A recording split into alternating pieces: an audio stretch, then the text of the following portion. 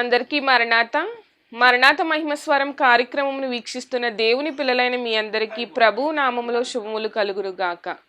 ప్రతిరోజు ఇదే సమయమునకు ఈ కార్యక్రమమును వీక్షించి దైవాశీర్వాదములు పొందండి. ఇప్పుడు పాస్టర్ సామ్యూల్ సుందర్ రెడ్డి గారు దేవుని వాక్య వర్తమానం అందిస్తారు. శ్రద్ధగా ఆలకించండి. దేవునికి స్తోత్రం. అందరికీ మరణాత. దేవుడు అనుగ్రహించినటువంటి యొక్క ప్రాముఖ్యమైన సమయంలో దేవుని వాక్యాన్ని ధ్యానిద్దాము. ముందుగా పరిశుద్ధ వేద గ్రంథంలో వాక్య భాగాన్ని చదువుకుందాము. 2వ దినవృత్తాంతాల గ్రంథము 33వ అధ్యాయము 9వ వచనము. ఈ ప్రకారము మనష్షే యూదా వారిని యెరూషలేము కాపురస్తులను మోసపుచ్చిన వాడై ఇశ్రాయేలీల ఎదుట ఉండకుండా యెహోవా నశింపజేసిన అన్యజనుల కంటెను వారు మరింత అక్రమముగా ప్రవర్తించునట్లు చేయుటకు కారకుడాయెను. మహోన్నతుడానికి వందనాలు, స్తోత్రాలు, స్తుతులు చెల్లించుకొనుచున్నాము. ఈ మధ్యాహ్న కాల సమయంలో ప్రభువా, నీ మాటలు వినాలని నీ బిడ్డలను మేము ఆశపడుచు ఉన్నాము. కొద్ది నిమిషములు మీరే మాట్లాడండి. ఏ మాటలు అవసరమై ఉన్నవో ఆ మాటలను ప్రభువా నా నోట ఉంచుమని, కేవలము నీ నోటి బోరగా మాత్రమే నన్ను వాడుకోమని వాక్యమై ఉన్న యేసు నామములో అడుగుచున్నాము పరమ తండ్రి, ఆమెన్. దేవనామమున మీ ఎల్లరకు శుభములు కలుగునుగాక, ఆమెన్. అందరూ బాగున్నారమ్మా? మరి కార్యక్రమాన్ని ప్రతిరోజు వీక్షిస్తూ దైవాశీర్వాదములు పొందుకుంటున్నట్టుగా మరి మాకు ఫోన్ చేస్తూ ఉన్నారు. చాలా సంతోషం. దేవుడే ఈ కార్యక్రమాన్ని జరిగిస్తూ ఉన్నాడు. అంత మాత్రమే కాకుండా ప్రార్థన అవసరతలు ఉన్న వారందరూ కూడా మరి ఫోన్ చేస్తున్నారు, ప్రార్థన చేయించుకుంటున్నారు. దేవుడు జరిగించేటటువంటి మహిమ కార్యాలు కూడా వారు చూస్తూ ఉన్నారు. చాలా సంతోషం. ఈ కార్యక్రమాన్ని ఆదరిస్తున్నటువంటి మీ అందరికీ కూడా మరి ఒక పర్యాయము వందనాలు తెలియజేస్తూ ఉన్నాను. మరి ఈరోజు ఒక చక్కని వాక్య అంశాన్ని మనము ధ్యానించబోతూ ఉన్నాము. ఒక రాజుగారి గురించి ఈరోజు మనం మాట్లాడుకుంటున్నామండి. ఒక రాజుగారి గురించి ఈరోజు మనం మాట్లాడుకుంటున్నాం. ఇతడు చేసినటువంటి పని లేదా ఈయన చేసినటువంటి పరిపాలన ఏదైతే ఉన్నదో ఆ పరిపాలన వల్ల మొత్తం రాజ్యమంతా కూడా తప్పుడు మార్గంలోనికి వెళ్ళిపోయింది. దేవుని కోపానికి గురైపోయింది. ఈ రాజు నడిచినటువంటి మార్గము ఏదైతే ఉన్నదో ఆ మార్గము సరైనటువంటి మార్గము కాదు. సరైనటువంటి మార్గములో నడవకుండా అక్రమమైనటువంటి మార్గములో నడిచి ప్రజలను కూడా అక్రమ మార్గములో నడిపించేసి దేవుని యొక్క కోపానికి గురి చేసేటటువంటి ఒక కార్యక్రమం జరిగింది ఈ రాజుగారి పరిపాలనలో. ఇక్కడ రాయబడినటువంటి వాక్యం అదే. 9వ వచనంలో మనం చూసినట్లయితే, వారు మరింత అక్రమముగా ప్రవర్తించున్నట్లు చేయుటకు కారకుడాయెను. ఎవరు అంటే గనక యూదా ప్రజలు. ఈ రాజుగారు ఎవరు అంటే గనక యూదా దేశాన్ని పరిపాలించినటువంటి రాజు. ఇతని పేరు మనష్షే. మనష్షే అనేటటువంటి రాజు గురించి ఈరోజు మనం మాట్లాడుకుంటూ ఉన్నాము. పరిశుద్ధ గ్రంథంలో మనష్షే పేర్లు ఉన్నాయి. కానీ ఈ మనష్షే ఎవరు అంటే కనుక రాజుగారు. ఈ మనష్షే అనేటటువంటి పేరుకు అర్థాన్ని మనం చూసినట్లయితే మరచిపోవునట్లు చేయువాడు అనే అర్థము కలిగిన వాడు. దాదాపుగా పరిశుద్ధ గ్రంథంలో చాలామంది రాజులు ఉన్నారు, అన్య రాజులు ఉన్నారు. అలాగే దేవుని యొక్క ప్రజలైనటువంటి ఇశ్రాయేలీలను పరిపాలించిన రాజులు ఉన్నారు. అలాగే యూదులను పరిపాలించిన రాజులు ఉన్నారు. మొత్తానికి మనం గమనించినట్లయితే దేవుని పిల్లలుగా పిలువబడుతున్నటువంటి వారినందరినీ పరిపాలించిన రాజులు ఎంతమంది అంటే దాదాపుగా 43 మందిగా మనకు కనబడుతూ ఉన్నారు. మనందరికీ బాగా పరిచయమే. మొట్టమొదటిగా ఇశ్రాయేల్ దేశాన్ని పరిపాలించిన రాజు ఎవరు అంటే సౌలు అని, ఆ తరువాత దావీదు అని, తరువాత సొలొమోను అని మనం చెప్పుకుంటాం. తరువాత వీళ్ళ ముగ్గురు తర్వాత ఏం జరిగిందంటే ఇశ్రాయేలు రాజ్యం 2 ముక్కలుగా విడిపోయింది. ఒకటి ఉత్తర రాజ్యముగా, రెండవది దక్షిణ రాజ్యంగా పిలువబడింది. ఈ ఉత్తర రాజ్యాన్ని ఇశ్రాయేలు రాజ్యం అన్నారు, దక్షిణ ప్రాంతాన్ని యోధా రాజ్యం అన్నారు. ఉత్తర రాజ్యాన్ని అనగా ఇశ్రాయేల్ రాజ్యాన్ని పరిపాలించిన రాజుల సంఖ్య మనం గమనించినట్లయితే 19 మంది రాజులు పరిపాలించారు. దక్షిణ రాజ్యంగా పిలువబడుతున్నటువంటి యోధా రాజ్యాన్ని పరిపాలించిన రాజులు ఎంతమంది అంటే 20 మంది పరిపాలించారు. అనగా వీళ్ళ 19 వీళ్ళ 20 కలుపుకుంటే 39 మంది. అలాగే పైన ముగ్గురు ఉన్నారు. అనగా మొత్తానికి 42 మంది రాజులు పరిపాలించినటువంటి చరిత్ర మనము చూస్తూ ఉన్నాం. ఈ చరిత్ర అంతా ఎక్కడ కనబడుతుంది అంటే రాజుల గ్రంథములో మనం చూడొచ్చు. 1 సమూయేలు గ్రంథము రెండవ సమూయేలు గ్రంథము, అలాగే మొదటి రాజుల గ్రంథము, రెండవ రాజుల గ్రంథము, మొదటి దినవృత్తాంతాల గ్రంథము, రెండవ దినవృత్తాంతాల గ్రంథాల్లో ఈ రాజుల యొక్క చరిత్ర అంతా కూడా మనము చాలా బాగుగా నేర్చుకోగలం. ఎందుకంటే మనం అవి పెద్ద చదవం. దేవునికి స్తోత్రం. ఆ పదాలు అర్థం కాదు, ఆ రాజుల పేర్లు తెలియదు, కానీ చదవాలి. చరిత్ర మనకు తెలియాలంటే చదవాలి. పరిశుద్ధ గ్రంథంలో రాయబడిన ప్రతి మాట కూడా మనము చదవవలసిన వారం అయి ఉన్నాము. దీంట్లోంచి ఏది కూడా తీసేయకూడదు, ఏది కూడా కలపకూడదు. మనకు ఏది కావాలో అన్ని దేవుడు, ఏది అవసరమో అవన్నీ కూడా దేవుడు ఈ పరిశుద్ధ గ్రంథంలో రాయించాడు గనక చాలా జాగ్రత్తగా మనము చదవాలి. ఈరోజు మరి మనం మాట్లాడుకుంటున్నటువంటి ఈ రాజు ఎవరు అంటే కనుక యూదా దేశాన్ని పరిపాలించిన రాజు. అనగా యూదా దేశంలోనికి ఎన్ని గోత్రాలు వచ్చాయి అంటే 2 గోత్రాలు వచ్చాయి. యూదా గోత్రము అలాగే బెన్యామీను గోత్రము, ఈ 2 కలిపి యూదా రాజ్యం అన్నారు. దీన్నే దక్షిణ రాజ్యం అన్నారు. దీనికి మొదటి రాజుగా ఎవరు ఉన్నారంటే రెహబాము ఉన్నారు. అలాగే ఉత్తర రాజ్యముగా పిలువబడినటువంటి ఇశ్రాయేలు రాజ్యానికి, ఆ రాజ్యంలోనికి 10 గోత్రాలు వారు చేర్చబడ్డారు. ఆ 10 గోత్రాల వారికి మొదటి రాజు ఎవరు అంటే యెరోబాము. ఈ రెహబాము క్రమములో మనం గమనించినట్లయితే రెహబాము మొదలుకొని 20 మంది పరిపాలించారు యూదా రాజ్యాన్ని. ఆ క్రమంలోనే ఈ మనష్షే అనేటటువంటి వ్యక్తి వచ్చాడు. అంటే ఈ మనష్షే యోధా రాజ్యాన్ని పరిపాలించిన వాడు. అనగా 2 గోత్రాలు ఉన్నటువంటి రాజ్యాన్ని పరిపాలించిన రాజే ఈ మనష్షే. ఈ మనష్షేని మనం గమనించినట్లయితే ఇతని యొక్క సంఖ్య ఎంత అంటే 14వ రాజు. యోధా రాజ్యాన్ని పరిపాలించినటువంటి 14వ రాజు ఈ మనష్షే. మనష్షే అనగా మరచిపోవునట్లు చేయువాడని అర్థము. ఇతని చరిత్ర మనం చూసినట్లయితే మొదటిగా 2వ రాజుల గ్రంథం 21వ అధ్యాయములో ఈయన చరిత్ర ఉంది. అలాగే 2వ దినవృత్తాంతాల గ్రంథము 33వ అధ్యాయములో 1వ వచనం నుంచి 20వ వచనం వరకు ఈయన చరిత్ర ఉంది. ఇక ఎక్కడా కూడా ఈయన చరిత్ర మనకు కనపడదు. కానీ చరిత్రలో ఉన్నటువంటి రాజు ఎలాంటి పరిపాలన చేశాడయ్యా అంటే కనుక ఈయన చెడ్డరాజుగా పిలువబడ్డాడు. మొదట చెడ్డరాజుగా పిలువబడ్డాడు, అపవిత్రుడిగా పిలువబడ్డాడు, దోషిగా పిలువబడ్డాడు. కానీ ఆఖరికి వచ్చే సమయానికి మంచి రాజుగా పిలువబడ్డాడు, గొప్ప రాజుగా పిలువబడ్డాడు, గొప్ప పరిపాలన చేసిన వాడిగా పిలువబడ్డాడు. ఈ రాజు గురించి చదువుతూ ఉంటే నాకు మన జీవితాలు జ్ఞాపకం వస్తాయి. దేవునికి స్తోత్రం. అవును, మనము పాపులుగా ఉన్నాము. మనమే కాదు, సమస్త మానవాళి కూడా పాపులే. నీతిమంతుడు లేడు, ఒక్కడునూ లేడు. అందరూ కూడా పాపము చేసి దేవుడు అనుగ్రహించేటటువంటి ఆ యొక్క గొప్ప భాగ్యాన్ని పోగొట్టుకున్నారు. కానీ దేవుడు కరుణించే దేవుడు, కనికర సంపన్నుడు కనుక ఆయన తన రక్తాన్ని చిందించి మన యొక్క పాపానికి విడుదల కలిగించి ఆయన రక్తములో మనల్ని కడిగేసి మనల్ని పరిశుద్ధులుగా మార్చివేసి మరలా పరలోక రాజ్యంలోనికి చేరువయ్యే భాగ్యాన్ని మనకు అనుగ్రహించాడు.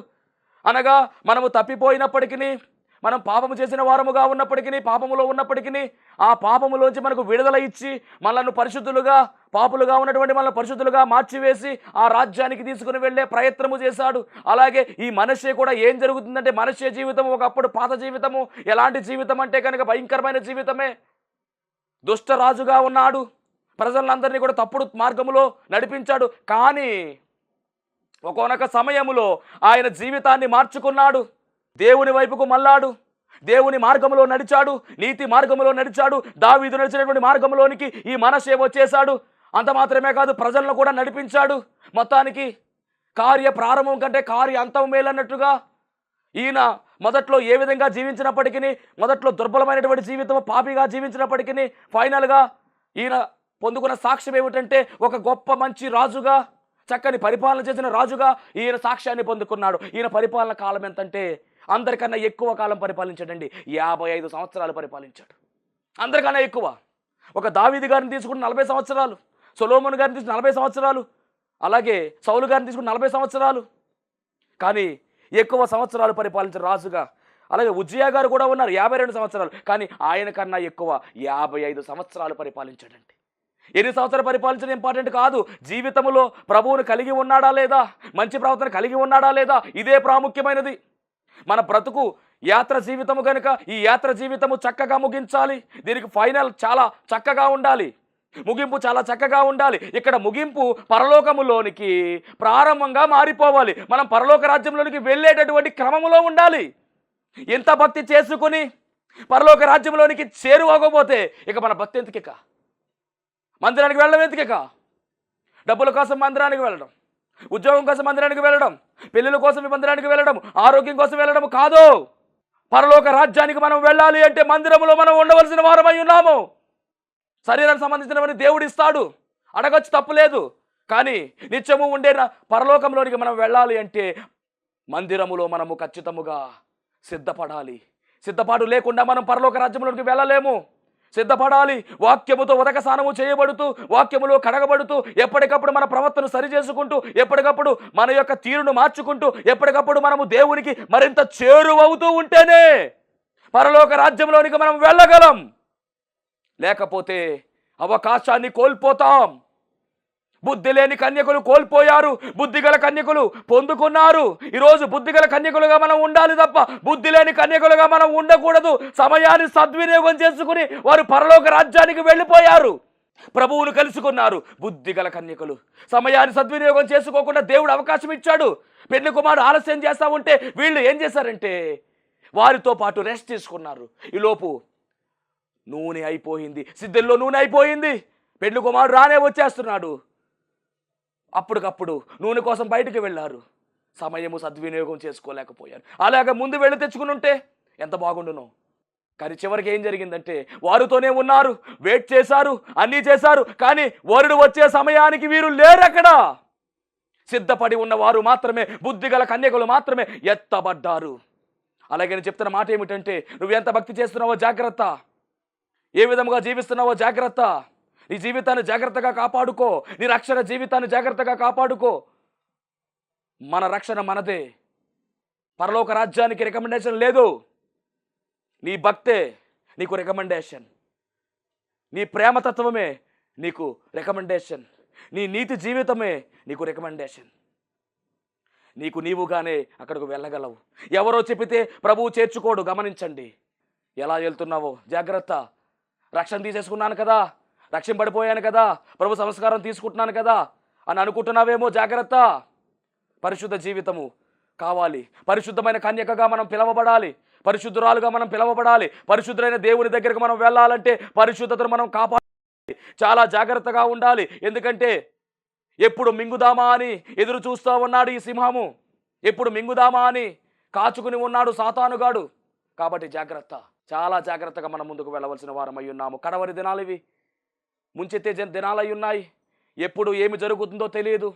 భక్తిలో మనం సన్నగిల్లిపోతాం. జాగ్రత్త. విశ్వాసాలు తప్పించేటువంటి బోధలు వచ్చేసాయి. తప్పుడు సిద్ధాంతాల్లోకి తీసుకెళ్ళిపోతున్నారు. క్రైస్తవ్యాన్ని తప్పుడు సిద్ధాంతాలు నడిపించేస్తున్నారు. ఎవరి ఇష్టానుసారంగా వాళ్ళు బోధిస్తున్నారు. జాగ్రత్త. వాక్యానుసారముగా బోధ వినాలి. మనము పరిశుద్ధ గ్రంథంలో దేవుడు ఏం చెప్తున్నాడో చాలా జాగ్రత్తగా బెరయా సంగమ వలె మనము అధ్యయనము చేయగలిగితేనే పరలోక రాజ్యంలోనికి మనము వెళ్ళగలము. సత్య సువార్తను మనం వెంబడిస్తేనే. 2వ దినవృత్తాంతాల గ్రంథం 33:1 మనష్షే ఏలన ఆరంభించినప్పుడు 12 ఏండ్ల వాడై యెరూషలేములో 55 సంవత్సరములు ఏలెను.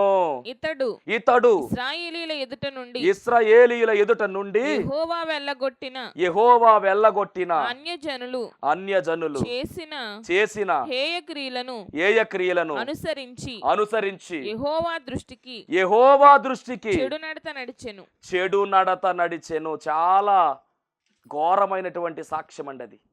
చెడు నడత నడిచిన వాడుగా కనబడుతూ ఉన్నాడు. ఎవరి దృష్టి కంటే యెహోవా దృష్టికి చెడు నడత నడిచిన వాడుగా కనబడుతున్నాడు. చిత్రం ఏమిటంటేనండి, ఇతని తండ్రి గారు ఎవరంటే హిజ్కియా. హిజ్కియా గురించి మనం మాట్లాడుకున్నాం, మన వర్తమానంలో ఉన్న హిజ్కియా గురించి. హిజ్కియాని పరిశీలన చేస్తే రాజా యాజకుడా అని అనవలసి వచ్చింది. అంటే దేవుడంటే భక్తి కలిగిన వాడు హిజ్కియా. హిజ్కియాకు మరణకరమైన రోగం వచ్చేసింది. దేవుడు వర్తమానం పంపించేశాడు.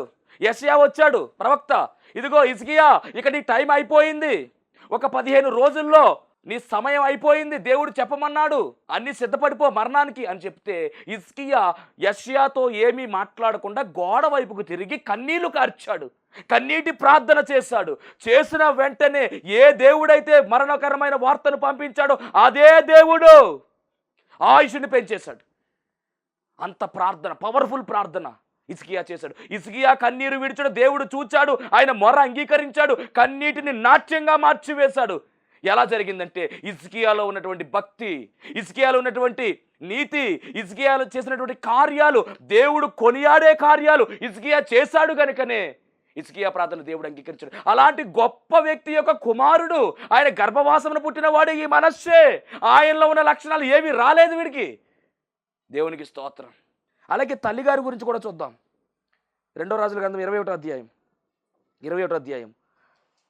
2వ వచనం. తండ్రి హిజ్కియా యెహోవా దృష్టికి చెడుతనము జరిగించుచు మనష్షే ఏలనారంభించినప్పుడు 12 ఏండ్ల వాడై యెరూషలేములో 55 సంవత్సరములు ఏలెను. 50 సంవత్సరాలు ఏలెను. అతని తల్లి పేరు హెప్సిబా. అతడు చాలండి. అతని తల్లి పేరు హెప్సిబా, తండ్రి పేరు హిజ్కియా, ఇతని పేరు మనష్షే. తండ్రిలో ఉన్నటువంటి లక్షణాలు మనం గమనించాం. దేవాలయం ఎంతగా చిత్రం ఏంటంటే తాతగారి లక్షణాలు వచ్చేసి ఉంటాయి ఇతనికి. తాతగారు మరి హిజ్కియా యొక్క తండ్రి గారు కూడా ఎలాంటి వాడంటే చాలా క్రూరుడు. దేవాలయాన్ని మూత ఏం చేశాడు మొత్తానికి. కానీ హిజ్కియా ఏం చేశాడంటే దేవాలయాన్ని తెరిచినట్టుగా రాయబడింది. దేవునికి స్తోత్రం. అంటే ఇతని తాతగారు ఎవరంటే ఆహాజ్ చాలా ఘోరమైన పరిపాలన చేశాడు. హిజ్కియా అయితే మట్టికి తండ్రి ఆహాజు మూత వేసినటువంటి మందిరం తెరిచేశాడు. చక్కగా మందిరం అంతా కూడా మరి ప్రార్థనలతో, యాచనలతో ఆరాధన ప్రారంభించాడు. సంస్కార కార్యక్రమం అనగా పస్కా పండుగ ప్రారంభించాడు. చాలా అద్భుతంగా జరిగించాడండి అతను హిజ్కియా. మరలా ఇతను ఎవరంటే ఇతని కుమారుడు మనష్షే ఏలనారంభించాడు. మొత్తానికి డిఫరెంట్ అయిపోయిందండి. చాలా దారుణమైనటువంటి పరిస్థితి. మందిరములో ప్రార్థన అనేది ఆగిపోయింది. అది ఈయన చేసినటువంటి కార్యక్రమం. చూద్దాం ఒకసారి, చదువుతాం. 21:2. అతడు యెహోవా దృష్టి చెడుతనము జరిగించుచు ఇశ్రాయేలీయులు ఎదుట నిలవకుండా యెహోవా వెళ్ళగొట్టిన జనులు చేసినట్లు ఏ క్రియలు చేయుచు వచ్చెను. తన తండ్రి అయిన హిజ్కియా పడగొట్టిన అదిగోండి ఉన్నత స్థలములను అతడు తిరిగి కట్టించి బయలు దేవతకు బలిపీఠములను కట్టించి ఇశ్రాయేలు రాజైన అహాబు చేసినట్లు దేవతా స్తంభములను చేయించి నక్షత్రములకు మ్రొక్కి వాటిని పూజించుచుండెను. ఒక్కసారి ఇతని గురించి మనం ఇంకా మనకు బాగా తెలియాలంటే గనక 2వ దినవృత్తాంతాల గ్రంథము 33వ అధ్యాయం ఒక్కసారి మనం చూసినట్లయితే మనకు ఒక క్లారిటీ వచ్చేస్తుంది. 33వ అధ్యాయం మొదటి నుంచి ఒకసారి మనం చదువుకుని వెళ్ళాం, ఇందాక చదివాం కాబట్టి 3వ వచనం చదువుదాం ఒకసారి. ఇతడు తన తండ్రి ఆయన హిజ్కియా పడగొట్టిన ఉన్నత స్థలములను తిరిగి కట్టించి బయలు దేవతకు బలిపీఠములను నిలిపి దేవతా స్తంభములను చేయించి ఆకాశ నక్షత్రాలకి పూజించి కొలిచెను. అనగా విగ్రహారాధన చేయడం మొదలుపెట్టేశాడు. తండ్రి గారు చేసినటువంటి ఆ యొక్క భక్తి ఏదైతే ఉందో ఆ భక్తిని మొత్తం ధ్వంసం చేసేసాడండి. తండ్రి గారు పూర్వంలో వారి తండ్రి గారు కట్టించినటువంటి బయలు దేవత విగ్రహాలు పడగొట్టించేస్తే మరలా ఈ మనవడుగా ఉన్నటువంటి మనష్షే అనగా హిజ్కియా కుమారుడుగా ఉన్న మనష్షే ఏం చేశాడు, మరలా వాటిని ప్రారంభించేశాడు. అది ఒక మనష్షే యొక్క ప్రొఫైల్, చాలా భయంకరమైనటువంటి ప్రొఫైల్, మామూలుది కాదు. అందుకని చివరికి ఏం జరుగుతుందంటే మొదటగా మనం 3వ వచనం చదివాం, 2వ వచనం యెహోవా దృష్టికి చెడు నడతనడిచిన కనపడింది. అలా కంటిన్యూ చేస్తే కనుక యెహోవా దృష్టికి బహుగా చెడు నడత నడుచుచు అని రాయబడింది 6వ వచనం చివరి భాగంలో. యెహోవా దృష్టికి బహుగా చెడు నడత నడుచుచు ఆయనకు కోపము పుట్టించెను. ఏమంటే చెడు నడత నడిచాడు, అంత మాత్రమే కాదండి, చివరికి ఏమైపోయిందంటే బహుగా చెడు నడత నడిచాడంటండి. అలా ఇతను తయారైపోయాడు. అంత మాత్రమే కాదు, ప్రజలు కూడా తప్పుడు మార్గములో వెళ్ళేలాగా ఈ రాజుగారు చేశారు. ఇవన్నీ మీరు కావాలంటే కనుక 2వ రాజుల గ్రంథము 21వ అధ్యాయము 2వ రాజుల గ్రంథము 21వ అధ్యాయము మనం చదివినట్లయితే అక్కడ చాలా విషయాలు రాయడం జరిగింది. చదువుదాం కొన్ని. 4వ వచనం మరియు నా నామము ఉంచుదునని యెహోవా సెలవిచ్చిన యెరూషలేములో అతడు యెహోవా మందిరమందు బలిపీఠములను కట్టించాడు. ఈ బలిపీఠములు ఏమిటి అంటే గనక దేవతారాధన సంబంధించినటువంటి బలిపీఠాలు. ఆ బలిపీఠాలు కట్టించాడు. పవిత్రమైనటువంటి మందిరం అది. యెరూషలేము దేవాలయము చాలా పవిత్రమైనటువంటి మందిరం అది. దేవుడు మరి ఆయన ప్రేరేపణ దావీదు గారికి పుట్టించగా దావీదు గారి ద్వారా ఆ మందిరం కట్టింపబడలేదు, కానీ సొలొమోను గారి ద్వారా ఆ మందిరాన్ని దేవుడు కట్టించాడు. ఆ మందిరము చాలా దేవుని అభిషేకముతో నిండుకున్నటువంటి మందిరం అది. ఆ మందిరములో అన్య దేవతా విగ్రహాలను ప్రారంభించి బలిపీఠాలు ప్రారంభించినట్టుగా ఇక్కడ మనం చూస్తూ ఉన్నాం. అంత మాత్రమే కాదండి, నక్షత్రాలకు పూజ చేయడము, నక్షత్రాలకు మ్రొక్కడము, ఈ కార్యాలన్నీ కూడా ఈ యొక్క మనష్షే అనేటటువంటి ఈ రాజు చేస్తూ ఉన్నాడు. మరియు మనం గమనించినట్లయితే కనుక ఆకాశ సమూహములకు బలిపీఠములను కట్టించినట్టుగా అతడు తన కుమారుణ్ణి అగ్నిగుండములో వేసినట్టుగా. చూద్దాం ఒకసారి ఆ మాటలన్నీ కూడా. 6వ వచనం, అతడు తన కుమారుని అగ్నిగుండము దాటించి జ్యోతిష్యమును శకునములను వాడుక చేసి యక్షిని గాండ్రతోను సోదగాండ్రతోను సాంగత్యము చేసెను. అసలు వారితో సాంగత్యమే చేయకూడదు. లేవియా కాండంలో చెప్పిన మాట ఏమిటంటే సకున గాండ్రతోను సోదగాండ్రతో సాంగత్యం చేయదని దేవుడు చెప్పాడు. అగ్నిగుండం గురించినటువంటి చరిత్ర కూడా దేవుడు చెప్పాడు. అగ్నిగుండం దాటించకూడదు. ఈ ప్రకారము అతడు యెహోవా దృష్టికి బహుగా చెడుతనము జరిగించుచు ఆయనకు కోపము పుట్టించాడు. ఎంత భయంకరమైనటువంటి క్యారెక్టర్ అండి. 2 దినవృత్తాంతాలు 33:10 అద్భుతమైనటువంటి మాట. యెహోవా మనష్షేకును అతని జనులకును వర్తమానములు పంపినను వారు చెవి యొగ్గకపోయిరి. అంటే దేవుడు ఏం చేశాడంటే వర్తమానం పంపించాడు. ప్రవక్తల ద్వారా వర్తమానం పంపించినా కానీ, ఎందుకంటే తండ్రి ఇసుకే చాలా మంచోడు కనుక ప్రవక్తల ద్వారా వర్తమానం పంపించినా కానీ ఈ మనిషి వినలేదండి. అంత మాత్రమే కాదండి, మొత్తానికి రూట్ మార్చేశాడండి.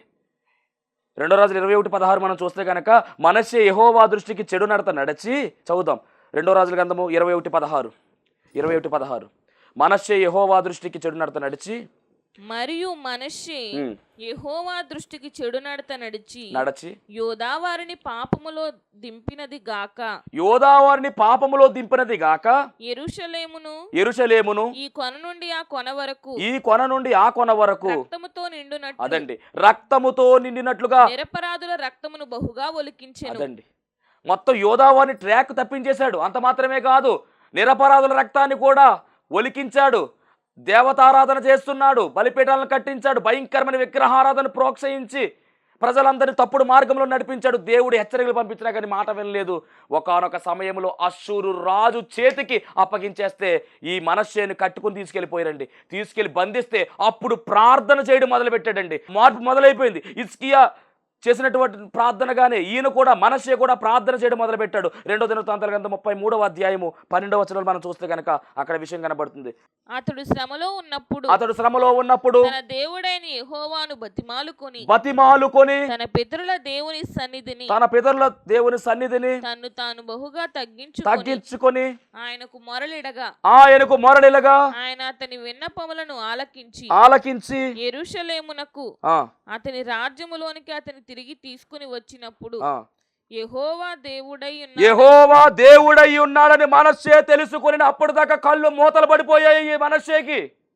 కానీ ఎప్పుడైతే శ్రమ వచ్చిందో, ఎప్పుడైతే దేవునికి ప్రార్థన చేశాడో, ప్రార్థన చేయగా ఏ రాజు అయితే బంధించాడో ఆ రాజు ఆ బంధకాల నుంచి విడుదల చేసేశాడు. ఈ మనష్షే క్షేమంగా తన రాజ్యానికి వచ్చిన తర్వాత తెలుసుకున్నాడు, యెహోవాయే నిజమైన దేవుడు, నేను ఇప్పటిదాకా చాలా తప్పు చేశానను పశ్చాత్తాపడిపోయాడండి. ఆ క్షణం మొదలుకొని ఈ మనష్షేలో పూర్తిగా మార్పు వచ్చేసింది. కట్టించిన బలిపీఠాలన్నీ కూడా పడగొట్టేశాడు మొత్తానికి. అలాగే అన్య దేవత విగ్రహాలన్నీ కూడా తీసివేసేశాడు. మొత్తానికి దేశాన్ని మరలా దేవుని రాజ్యంలోనికి నడిపించడం మొదలుపెట్టాడు. దేవుని మార్గములో ఈ మనష్షే నడుస్తూ ప్రజలను కూడా నడిపించాడు. మొత్తానికి చెడ్డ రాజు కాస్త, దుష్ట రాజు కాస్త, మూర్ఖుడు కాస్త మంచివాడుగా, మంచి రాజుగా, యథార్థమైనటువంటి భక్తి కలిగిన రాజుగా ఈయన మారిపోయాడు. ఈరోజు నీ జీవితం ఎలా ఉందని అడుగుతున్నాడు దేవుడు. ఒకప్పుడు నువ్వు పాపమేమో కావచ్చు, ఒకప్పుడు నువ్వు క్రూరుడు కావచ్చు, ఒకప్పుడు నువ్వు ద్వేషివు కావచ్చు, ఒకప్పుడు నువ్వు నరహంతుడు కావచ్చు. కానీ దేవునికి అవకాశం ఇస్తున్నాడు. ఆయన దగ్గరకు ప్రభువా నన్ను క్షమించు, నేను మారిపోతాను అంటే కనుక ఖచ్చితముగా నిన్ను క్షమించే దేవుడు, శిక్షించే దేవుడు కాదాయన, నిన్ను రక్షించే దేవుడు, క్షమించే దేవుడు కనుక ఆయన పాదములు పట్టుకుని మనము ప్రార్థించవలసిన వారమై ఉన్నాం. ఈ ప్రాముఖ్యమైన సమయంలో ఈ రాజు మారిపోయాడండి. అసలు ఈ రాజు మారుతారని ఎవరో కూడా ఎక్స్పెక్ట్ చేయలా. బైబిల్ గ్రంథములో చిత్రంగా మారినటువంటి రాజు ఈ మనష్షే. పాత జీవితం భయంకరమైన జీవితమే కావచ్చు, కానీ అక్కడే మారిపోయాడు. నూతనమైనటువంటి సృష్టిగా మార్చబడ్డాడు. ప్రజలను చక్కగా నడిపించాడు. ఇప్పుడు ఈ రాజుకున్నటువంటి పేరు, ఇతడు యథార్థ వర్తనుడు, మంచి రాజు అని పిలువబడ్డాడు. మరి ఈ రాజు వలె మనం కూడా మంచి ప్రవర్తన కలిగి దేవుని చేత మెప్పు పొందుకుంటూ ముందుకు సాగే ధన్యత ఉండే భాగ్యము దేవుడు మనందరికీ అనుగ్రహించును గాక. ఆమేన్. మహోన్నతుడా నీకు వందనాలు, స్తోత్రాలు, స్తుతులు చెల్లించుకుంటున్నాం. శ్రేష్టమైన సమయంలో ప్రభువా మనుష్యుని గురించిన చరిత్ర తండ్రి మీరు మాతో మాట్లాడి ఉన్నారు. విత్తబడినటువంటి వాక్యము ద్వారా రావాల్సిన దీవెనలు నీ బిడ్డలకును మాకును దయచేయమని, కలిగి ఉన్నటువంటి కష్టాలు, నష్టాలు, బాధలు, బలహీనతలు అన్నీ కూడా తొలగించండి ప్రభువా. సమాధానం దయచేయమని యేసు నామములో అడుగుచున్నాం పరమ తండ్రి. ఆమేన్. అందరికీ మరణాత. మీ పిల్లడికి ఎంత బాగా చదివినా మార్కులు వచ్చాయి కదండి. ఇంటి దగ్గరికి వచ్చాక వాళ్ళ నాన్న కొట్టేసేవారు. బాగా చదవట్లేదని వంశం రాయించానండి. పాస్టర్ గారు పర్వాలేదమ్మా నేను చెప్తాను, నేను రాయింతానని వారు. మొన్న అంటండి బాగా వచ్చినాయి అంటండి, మార్కులు బాగా వచ్చినాయండి. ఇప్పుడు వాళ్ళ ఫ్రెండ్ అంటండి నిన్న కబడ్డీ ఏదో ఆడుతుంటే కాలు ఇరిపోయిందంటండి. ప్రార్థన చేయమని వచ్చాడండి ఇప్పుడు ఈ అబ్బాయి. అందరూ ప్రార్థన చేయమని చిన్న సాక్ష్యం దేవుడు తెలుసు. కుమారుడు చదువు విషయంలో దేవుడు ఎంతో కార్యం చేశారు. కుమారుడికి మరి స్కూల్లో చదువుకునేవాడు కాదంటండి. శాలలో అంశం పెట్టగా చక్కగా కుమారుడు చదువుకుంటున్నాడు, చక్కని మార్కులతో పాస్ అవుతున్నాడు. సాక్ష్యం దేవుడు దీవించును గాక. ఆమేన్. మరణాత మహిమ స్వరం అనేటటువంటి ఆధ్యాత్మిక టీవీ కార్యక్రమాన్ని వీక్షిస్తున్నటువంటి మీ అందరికీ కూడా నా ప్రత్యేకమైన వందన మరణాత తెలియజేస్తూ ఉన్నాను. దేవుడు అనుగ్రహించినటువంటి ఈ కార్యక్రమం ద్వారా మీరందరూ కూడా ఎన్నో మేలులు పొందుకున్నట్టుగా మరి మేము వింటూ ఉన్నాము. అందరూ కూడా ఫోన్ కాల్ చేస్తూ ఉన్నారు. ప్రార్థన అవసరంలో ఉన్న వారందరూ కూడా ఫోన్ చేసి ప్రార్థన చేయించుకుంటున్నారు. చాలా సంతోషము. అందరూ కూడా మేలు పొందుకున్నట్టుగా మరి మీరు తెలియజేసిన సమాచారం బట్టి మేము చాలా సంతోషిస్తూ ఉన్నాము. ఈరోజు ఒక ప్రత్యేకమైనటువంటి అంశాన్ని మీతో మాట్లాడాలని నేను మీ ముందుకు వచ్చి ఉన్నాను.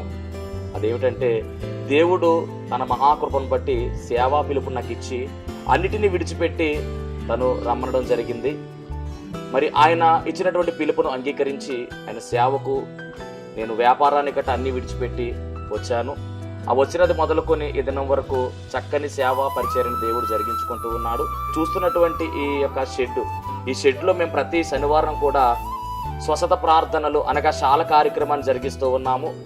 1 సంవత్సర కాలం పాటు ఎలాంటి అడ్డు ఆటంకము లేకుండా చక్కని రీతిలో మరి ఈ శాల కార్యక్రమం జరుగుతూ ఉంది. దీని యజమానుడు మరి ఎలాంటి అద్దె కూడా మన నుంచి తీసుకోకుండా మరి ఫ్రీగానే ఈ కార్యక్రమాన్ని జరిగించుకోవడానికి ఆయన ఇచ్చి ఉన్నారు. కానీ ఇప్పుడు ఒక సమస్య వచ్చింది. అదేమిటంటే, కొన్ని కారణాల వల్ల ఈ యొక్క షెడ్ని అమ్మకానికి పెట్టారు. మరి ఈ యొక్క క్లిష్టమైనటువంటి పరిస్థితుల్లో మనము తీసుకుంటే ఈ షెడ్ తీసుకోవాలి, లేకపోతే బయటకు వెళ్ళవలసిన పరిస్థితి వచ్చేసింది. మరి తీసుకుందామని ప్రయత్నం చేస్తున్నాము. ఆశ అయితే మాకుంది, కానీ లక్షలాది రూపాయలు ఖర్చు అవుతుంది కాబట్టి మా దగ్గర ఎలాంటి డబ్బు లేదు. అన్నీ విడిచిపెట్టి రావడంతో సేవ కొత్తగా ప్రారంభించిన సేవ కాబట్టి తీసుకోవాలనుకుంటున్నా కానీ ఇబ్బంది పడుతూ ఉన్నాము. ఇక్కడ ప్రార్థన కంటిన్యూగా జరగాలి అంటే కనుక ఖచ్చితంగా మరి ఈ కార్యక్రమాన్ని వీక్షిస్తున్నటువంటి మీ అందరూ కూడా మీ ప్రోత్సాహాన్ని అందించినట్లయితే ఈ ప్రార్థన ఆగకుండా ఖచ్చితంగా ముందుకు కొనసాగుతుంది. కనుక మరి ఈ కార్యక్రమాన్ని వీక్షిస్తున్న మీ అందరూ కూడా ఈ దీన సేవకుని యొక్క సేవను గుర్తించి దయచేసి మీ హృదయాన్ని గనక ఆ దేవుడు ప్రేరేపించినట్లయితే ఖచ్చితముగా మీరందరూ కూడా స్పందించవలసిందిగా, మీ యొక్క చేయూతను మాకు అందించవలసిందిగా ప్రభు పేరు తెలియజేస్తూ ఉన్నాము. మా ఫోన్ నెంబర్లో టీవీ స్క్రీన్ మీద మరి ప్లే అవుతూ ఉంది ఫోన్ నెంబరు. ఆ నెంబర్కి ఫోన్ చేయండి, స్వయంగా నేనే మాట్లాడతాను. ఆ తర్వాత మరి మా ఫోన్పే కానీ గూగుల్ పే కానీ చేసి ఈ యొక్క సేవను ప్రోత్సహించవలసిందిగా ప్రభు పేరు మీ అందరికీ తెలియజేస్తూ ఉన్నాను. దేవుడు మిమ్మల్ని బహుగా ఆశీర్వదించును గాక.